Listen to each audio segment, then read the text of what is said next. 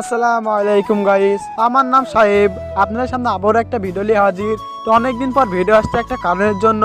তো সকাল সকাল ঘুম থেকে উঠে আমি একটু বাগান পানে যাচ্ছি। তো বাগানে চলে এসেছি। বাগানে এসে দেখি এখানে কটা ভাই র্যাকেট খেলছে। আমি বলছি আমাকেও একটু দে, আমিও একটু খেলি। বলছে ঠিক আছে, তুমি একটু দাঁড়াও, আমরা খেলে নিই তবে তোমাকে দিচ্ছি।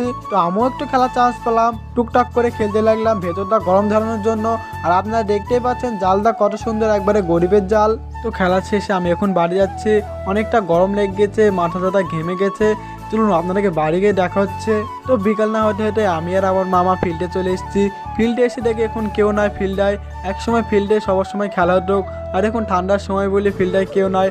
আবার যখন গরম হবে আবার প্লেয়ার আসবে, আবার খেলা হবে। তো ওইসব ভেবে লাভ নাই, আমি একটা ফ্রি কিক মারছি। এটা আমাকে রোনাল্ডো শিখেছে।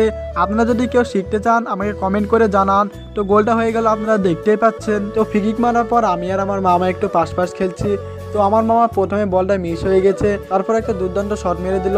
এইভাবে আমি আর আমার মামা পাশ খেলছিলাম টাইমটা কাটানোর জন্য। তো খেলার পর একটু প্লান্টি মারবে বলে আমি বলটা পাঠালাম, আর আমার মামা বলটা মেরে দিল। তো আবার প্লান্টি মারার জন্য বলটা পাঠালাম। আর যেই প্লান্টিটা মারছি এটা আমাকে নেইমার শিখেছে। আপনারা যদি কেউ শিখতে চান আমাকে কমেন্ট করে জানান। তো গোলটা হয়ে গেল। তারপরে একটা ভাই প্লান্টি মারার জন্য এসলো। তো প্লান্টিটা এত জোরে মারলো, আমার বলটা পায়ের ফাঁক দিয়ে বেড়ে চলে গেল। তারপরে খেলাধুলা শেষ করে আমি আর আমার মামা বাড়ি যাচ্ছি। আপনারা দেখতে পাচ্ছেন চারিদিকে সন্ধ্যা লেগে গেছে। তো আমি অনেকটা ঘেমে গেছি, জামাটা আমার ভিজে গেছে। আর ভিডিওটা এই পর্যন্তই। ভিডিওটা ভালো লাগলে লাইক ফলো সাবস্ক্রাইব করে দেবেন। টাটা।